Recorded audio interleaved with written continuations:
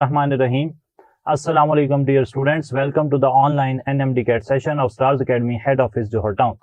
Today we are discussing liquids. जैसा कि आप जानते हैं कि लिक्विड्स के बारे में हमने लास्ट टाइम बात कर ली थी कि लिक्विड एक ऐसी स्टेट ऑफ मैटर होती है जिसकी कोई डेफिनेट शेप तो नहीं होती लेकिन उसका डेफिनेट वॉल्यूम होता है। फिर हमने लिक्विड्स की कुछ जनरल प्रॉपर्टीज देखी थी, साथ हाइड्रोजन बॉन्डिंग और उसकी एप्लीकेशंस। आज हम आगे चलते हुए बात कर रहे हैं कि लिक्विड्स के अंदर evaporation, vapour pressure, boiling point, इनका क्या ट्रेंड है, कौन से फैक्टर्स हैं जो लिक्विड्स के एवेपोरेशन, वेपर प्रेशर और बॉइलिंग पॉइंट वगैरह पर असरअंदाज होते हैं। तो सबसे पहले हम बात कर लेते हैं, first property we are going to discuss is evaporation. Evaporation जो है, जैसा कि आप जानते हैं कि एस्केप ऑफ मॉलिक्यूल्स है फ्रॉम द लिक्विड सरफेस। तो याद रख लें कि एवेपोरेशन जो है it is the escape of molecules from surface of liquid। तो लिक्विड की सरफेस से जो मॉलिक्यूल्स का उड़ जाना है, चले जाना है, उसे आप एवेपोरेशन कहते हैं। डेफिनेटली ये सरफेस फिनोमिनन है, ये आपने याद रखना है। एवेपोरेशन सरफेस ऑफ लिक्विड से होती है, तो ये एक सरफेस फिनोमिनन आप इसे कह सकते हैं। Evaporation is a continuous process. Continuous process का मतलब है कि ये ना मुसलसल होती रहती है और it continues eight all temperatures. It is a continuous process आप कह सकते हैं, यानी कि ये सिर्फ ऐसे नहीं है कि गर्म पानी होगा या गर्म लिक्विड होगा तो उसमें से एवेपोरेशन होगी, ठंडे लिक्विड में से भी एवेपोरेशन हो सकती है। इसका ये सही है कि ज्यादा टेम्परेचर पर एवेपोरेशन ज्यादा होती है, कम टेम्परेचर पर एवेपोरेशन कम होती है, लेकिन एवेपोरेशन हर टेम्परेचर पर डेफिनेटली हो जरूर रही होती है। तो एवेपोरेशन जो है वो एक कंटिन्यूअस प्रोसेस है and it takes place at all temperatures. ये सभी टेम्परेचर्स पर हो रही होती है। अच्छा, एवेपोरेशन के अंदर होता यह है कि एवेपोरेशन में हाई काइनेटिक एनर्जी मॉलिक्यूल्स जो होते हैं लीव, वो चले जाते हैं। हाई काइनेटिक एनर्जी मॉलिक्यूल्स जब चले जाएंगे, लीव कर जाएंगे लिक्विड को, तो पीछे क्या रह जाएंगे? लो एनर्जी मॉलिक्यूल्स रह जाएंगे। तो एवेपोरेशन फिर आप कह सकते हैं कि it is an endothermic process. इसमें हीट जो है वो एब्जॉर्ब होगी, और एंडोथर्मिक प्रोसेस के साथ आप ऐसे भी कह सकते हैं कि evaporation is a cooling process. सही है। तो जब हाई एनर्जी मॉलिक्यूल्स चले जाएंगे, पीछे लो एनर्जी मॉलिक्यूल्स रह जाएंगे, तो वो लो एनर्जी मॉलिक्यूल्स जो है वो ठंडक का एहसास देंगे। लाइक हाथ पर अगर कभी एवेपोरेशन होती है आफ्टर टेकिंग बाथ, या इस तरह की और एग्जांपल्स भी आप देख सकते हैं। तो उसमें क्या होता है? एवेपोरेशन हो रही होती है। एवेपोरेशन पर फैक्टर्स अफेक्टिंग को अगर मैं डिस्कस करूं तो फैक्टर्स के हवाले से ये कहा जा सकता है कि एवेपोरेशन पर डिफरेंट फैक्टर्स जो हैं वो असरअंदाज हो सकते हैं।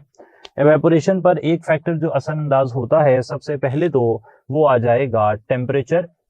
टेम्परेचर अगर ज्यादा होगा तो डेफिनेटली हमें ये बिल्कुल अंदाजा है कि जो एवेपोरेशन है, मैं उसे EVA लिख रहा हूँ, वो भी ज्यादा हो जाएगी। टेम्परेचर ज्यादा होगा तो काइनेटिक एनर्जी ऑफ मॉलिक्यूल्स बढ़ जाएगी, एवेपोरेशन बढ़ जाएगी। एवेपोरेशन जो है वो सरफेस एरिया पर भी डिपेंड करती है। अगर सरफेस एरिया ऑफ लिक्विड को बढ़ा दिया जाए तो फिर जो एवेपोरेशन है वो भी बढ़ जाती है। तो इसकी वजह हम यूं ले सकते हैं कि ज्यादा सरफेस एरिया की वजह से ज्यादा मॉलिक्यूल्स एक्सपोज्ड होंगे to the surface of liquid, और फिर उनके एवेपोरेट होने के, उड़ने के चांसेस भी ज्यादा हो जाएंगे। अगर बात की जाती है नेचर ऑफ लिक्विड की, या फिर मैं बात करता हूं इंटरमॉलिक्यूलर फोर्सेस की, तो इंटरमॉलिक्यूलर फोर्सेस जैसे जैसे ज्यादा होती हैं वैसे वैसे एवेपोरेशन जो है वो कम हो जाती है। इस बात का मतलब यह है कि अगर डिफरेंट लिक्विड्स हैं हमारे पास, फॉर एग्जांपल हम इस तरह एक क्वेश्चन की शक्ल में इस इंफॉर्मेशन को आपसे अगर डिस्कस करें तो ऐसे कहा जा सकता है कि which of the following has highest rate of evaporation at 25 degree centigrade? Which of the following has highest rate of evaporation at 25 degree centigrade? तो हमारे पास ऑप्शंस में है ethanol, acetic acid, water, diethyl ether. आप जानते हैं कि ethanol जो है इसके अंदर हाइड्रोजन बॉन्डिंग होती है, एसिटिक एसिड इसमें भी हाइड्रोजन बॉन्डिंग होती है, वाटर में भी हाइड्रोजन बॉन्डिंग होती है, जो कि strong intermolecular forces of attraction है। इसके मुकाबले में अगर हम डेल्टा ऑप्शन देखते हैं, डाइथाइल ईथर, तो इसमें हाइड्रोजन बॉन्डिंग नहीं होती, इसमें फोर्सेस ऑफ अट्रैक्शन वीक हैं। तो जब फोर्सेस ऑफ अट्रैक्शन वीक होंगी तो फिर रेट ऑफ एवेपोरेशन उसी हिसाब से ज्यादा हो जाएगा। तो इस तरह की इंफॉर्मेशन जो है ना वो हमें यहाँ से पूछी जा सकती है। अच्छा, एवेपोरेशन जो है वो यूजुअली हमें उससे गर्ज नहीं है कि हम उसे ओपन कंटेनर में डील करते हैं उसके साथ या क्लोज कंटेनर में, लेकिन अगर आप कंटेनर क्लोज कर लें तो एक और टर्म जो है वो हमारे लिए इंपॉर्टेंट हो जाती है और उस टर्म को आप नाम देते हैं वेपर प्रेशर। वेपर प्रेशर का आइडिया जो है वो आप नोट कर लें। सबसे पहले वेपर प्रेशर ये होता है कि आप अगर एक क्लोज्ड कंटेनर को देखें तो क्लोज्ड कंटेनर के अंदर लिक्विड है और लिक्विड के अंदर लिक्विड के मॉलिक्यूल्स हैं। ये मॉलिक्यूल्स रैंडम मूवमेंट कर रहे हैं according to kinetic molecular theory, और जब वो रैंडम मूवमेंट करते हुए आते हैं अपॉन ऑन द सरफेस, तो अगर वो हाई काइनेटिक एनर्जी मॉलिक्यूल्स हैं तो they leave the surface of the liquid और वो इस एरिया में आ जाते हैं, एयर में आ जाते हैं, इस तरीके से एयर में आ जाते हैं। और जब वो एयर में आ जाते हैं तो इस एरिया के अंदर अब वेपर्स की कलेक्शन बन जाती है और ये वेपर जो हैं ये again collide with the walls of the container and with the surface of liquid. तो देयर इज ए पॉसिबिलिटी, ये बात का इम्कान मौजूद है कि ये मॉलिक्यूल्स हैं वो वापस आकर लिक्विड की सरफेस से टकराएं एंड दे आर रिकैप्चर्ड, वो वापस आकर रिकैप्चर हो जाएं। तो ये जो अमल है नीचे से ऊपर की तरफ जाना लिक्विड्स का वेपर्स में, इसे तो एवेपोरेशन कहते हैं। और ये जो दूसरा प्रोसेस है जिसमें वेपर्स वापस आ जाते हैं इसे कहते हैं कंडेंसेशन। तो रूल ये है कि जब रिएक्शन जो ये प्रोसेस है क्लोज कंटेनर में जब ये शुरू होता है तो एवेपोरेशन जो है ना वो ज्यादा होती है। जारी बात है कि लिक्विड के मॉलिक्यूल्स नीचे हैं, तो इसे अगर मैं लिख सकूं तो ऐसे लिखा जा सकता है कि इन ए क्लोज कंटेनर एट स्टार्ट ये होता है कि रेट ऑफ एवेपोरेशन जो है ये ज्यादा होता है रेट ऑफ कंडेंसेशन से। सही है जनाब। फिर वह गुजरता जाता है और एक वक्त ऐसा आता है कि एट इक्विलिब्रियम आप पहुंच जाते हैं। एट इक्विलिब्रियम हमें ये देखने को मिलता है कि दोनों प्रोसेस जो है ना वो बराबर मिकदार में हो रहे होते हैं, यानी कि रेट ऑफ एवेपोरेशन और रेट ऑफ कंडेंसेशन ये दोनों आपस में इक्वल हो जाते हैं। अच्छा, ये दोनों इक्वल हो जाते हैं तो जितने मॉलिक्यूल्स ऊपर जा रहे होते हैं उतने नीचे आ रहे होते हैं। And at this point at equilibrium when the liquid is in equilibrium with the vapor state, तो इस इक्विलिब्रियम की हालत में जो प्रेशर ऑफ वेपर्स है, प्रेशर वो क्या कहलाता है, उसे आप कहते हैं कि ये वेपर प्रेशर है। वेपर प्रेशर इस तरह निकाला जाता है। वेपर प्रेशर के लिए मैं मुख्तसरन ये बता दूं कि वेपर प्रेशर के लिए डिटर्मिनेशन के अंदर दो मेथड्स जो हैं वो हम इस्तेमाल करते हैं। फॉर एग्जांपल हम मैनोमीट्रिक मेथड इस्तेमाल कर सकते हैं या फिर हम बैरोमीटर जो है वो भी इस्तेमाल कर सकते हैं। मैनोमीटर है, बैरोमीटर है, तो ये क्या हैं, ये इस्तेमाल होते हैं to determine the vapour pressure of a liquid. अच्छा, वेपर प्रेशर जो है जिस तरह हमने पहले कहा एवेपोरेशन कुछ फैक्टर्स पर डिपेंड करती है, इसी तरीके से वेपर प्रेशर भी डिफरेंट फैक्टर्स पर डिपेंड करता है और वो फैक्टर्स क्या हैं उन पर जरा नजर डाल लेते हैं। तो वेपर प्रेशर जो है वो भी डेफिनेटली डिपेंड करता है टेम्परेचर पर। अगर टेम्परेचर ज्यादा होगा तो फिर जिस भी चीज लिक्विड की आप बात कर रहे हैं उसका वेपर प्रेशर उसी हिसाब से ज्यादा हो जाएगा। एक तो ये बात हो गई। दूसरा ये है कि इंटरमॉलिक्यूलर फोर्सेस नो डाउट असर डालती हैं। इंटरमॉलिक्यूलर फोर्सेस अगर ज्यादा होंगी तो एवेपोरेशन कम होती है, आप कह सकते हैं कि वेपर प्रेशर भी कम होगा। सही है जनाब। लेकिन एक बात आपने देख लेनी है कि जो सरफेस एरिया है वो एवेपोरेशन पर असर डालता है। अगर सरफेस एरिया ज्यादा होगी तो एवेपोरेशन ज्यादा हो सकती है, लेकिन सरफेस एरिया ज्यादा होने से वेपर प्रेशर ज्यादा नहीं होता। क्यों ज्यादा नहीं होता? क्योंकि अगर सरफेस एरिया ज्यादा होगा तो ज्यादा सरफेस अवेलेबल है for evaporation and same is the case for condensation. उसके लिए भी सरफेस एरिया ज्यादा है, तो आप कहेंगे कि सरफेस एरिया जो है इसका कोई असर नहीं है वेपर प्रेशर पर। सिमिलरली एक बात मैं और यहाँ पर वाज़ेह करता चलूं कि जो इंटरमॉलिक्यूलर फोर्सेस हैं डिफरेंट लिक्विड्स में डिफरेंट होती हैं, तो आप ऐसे भी कह सकते हैं कि एवेपोरेशन जो है या जो वेपर प्रेशर है, एवेपोरेशन भी और वेपर प्रेशर भी ये दोनों ही डिपेंड करते हैं नेचर ऑफ लिक्विड पर। सही है जनाब। नेचर ऑफ लिक्विड से मेरी मुराद क्या है कि कुछ लिक्विड ऐसे होते हैं जो कि ऐसे लिक्विड हैं जिनके अंदर फोर्सेस ऑफ अट्रैक्शन ज्यादा हैं, कुछ के अंदर कम हैं, तो नेचर ऑफ लिक्विड चेंज होने से पोलर है, नॉन पोलर है, आयोनिक है वगैरह वगैरह, उस हिसाब से एवेपोरेशन और वेपर प्रेशर चेंज हो सकते हैं। एक वक्त वेपर प्रेशर बढ़ते बढ़ते, जब आप टेम्परेचर बढ़ाएंगे वेपर प्रेशर बढ़ेगा, तो बढ़ते बढ़ते एक वक्त ऐसा आएगा जब वेपर प्रेशर एक्सटर्नल प्रेशर के बराबर हो जाएगा। अच्छा, वेपर प्रेशर जब एक्सटर्नल प्रेशर के बराबर हो जाएगा तो उस पॉइंट को आप कह देंगे कि ये आ गया है बॉइलिंग पॉइंट। सही है जनाब। तो तीसरी टर्म जो हमारे काम की है वो है बॉइलिंग पॉइंट। बॉइलिंग पॉइंट के बारे में मैंने कुछ ऑब्जेक्टिवली बातें लिख लेनी हैं, और पहली बात मैं ये लिख रहा हूं, it is the temperature at which vapour pressure of liquid is equal to external pressure. अच्छा, वेपर प्रेशर एक्सटर्नल प्रेशर के बराबर हो जाता है, इसका मतलब ये है कि अगर एक्सटर्नल प्रेशर चेंज हो तो वेपर प्रेशर को उसके बराबर होने के लिए डिफरेंट टाइम लग सकता है। यही चीज बॉइलिंग पॉइंट की वेरिएशन के बारे में बताती है, एक्सटर्नल प्रेशर चेंज करने से बॉइलिंग पॉइंट चेंज हो सकता है। अच्छा, उससे पहले मैं कुछ जो डाउट्स हैं हमारे वो क्लियर करता चलूं कि जिस तरह एवेपोरेशन टेम्परेचर पर डिपेंड करती है, वेपर प्रेशर टेम्परेचर पर डिपेंड करता है, बॉइलिंग पॉइंट टेम्परेचर पर डिपेंड नहीं करता। फॉर एग्जांपल वाटर का बॉइलिंग पॉइंट 100 है तो वो 100 ही है, इससे फर्क नहीं पड़ता कि पानी का टेम्परेचर आप जो है वो तेजी से बढ़ा रहे हैं या आहिस्ता आहिस्ता बढ़ा रहे हैं, इस चीज से उसे कोई असर नहीं पड़ता। इसी तरीके से सरफेस एरिया जो है वो भी बॉइलिंग पॉइंट पर असर नहीं डालता। इसी तरीके से इंटरमॉलिक्यूलर फोर्सेस की बात की जाए तो ये बात सही है, इंटरमॉलिक्यूलर फोर्सेस जितनी ज्यादा होंगी, फोर्सेस ऑफ अट्रैक्शन ज्यादा होने की वजह से उस स्पीशी का बॉइलिंग पॉइंट भी फिर उतना ही ज्यादा हो जाएगा। इंटरमॉलिक्यूलर फोर्सेस ज्यादा, बॉइलिंग पॉइंट ज्यादा हो जाएगा। तो ये बॉइलिंग पॉइंट के बारे में आपने याद रखना है। इसी तरीके से ये जो बात मैंने लिखी यहाँ पर कि एक्सटर्नल प्रेशर जो है अगर वो बढ़ाया जाएगा तो लिक्विड का बॉइलिंग पॉइंट भी बढ़ जाएगा। इस आइडिया को आगे लेकर चलते हैं, फिर वापस आएंगे बॉइलिंग पॉइंट की कुछ और प्रॉपर्टीज देखेंगे। अच्छा, इस आइडिया को आगे लेकर चलूं तो आपने याद रखना है, for example in case of water हम बात कर रहे हैं, हम एक चार्ट बना लेते हैं जिसमें हम एक्सटर्नल प्रेशर लिख लेते हैं और बॉइलिंग पॉइंट से उसे रिलेट कर लेते हैं फॉर वाटर। फॉर एग्जांपल अगर बात की जाए 100 डिग्री सेंटीग्रेड की, पानी का जो बॉइलिंग पॉइंट है वो 100 डिग्री सेंटीग्रेड होता है, प्रोवाइडेड दैट आपने एक्सटर्नल प्रेशर जो है वो 760 760 टॉर जो है वो रखा हो। अगर आप पानी का बॉइलिंग पॉइंट इंक्रीज करना चाहते हैं 120 डिग्री सेंटीग्रेड तक, तो आपको एक्सटर्नल प्रेशर अराउंड 1489 टॉर करना पड़ सकता है। अगर आप चाहते हैं कि जो एक्सटर्नल प्रेशर है वो आप कम कर लें और कम करके फॉर एग्जांपल 700 टॉर कर दें, तो उसी हिसाब से जो बॉइलिंग पॉइंट है वो कम हो जाएगा और अराउंड 98 डिग्री सेंटीग्रेड आ जाएगा।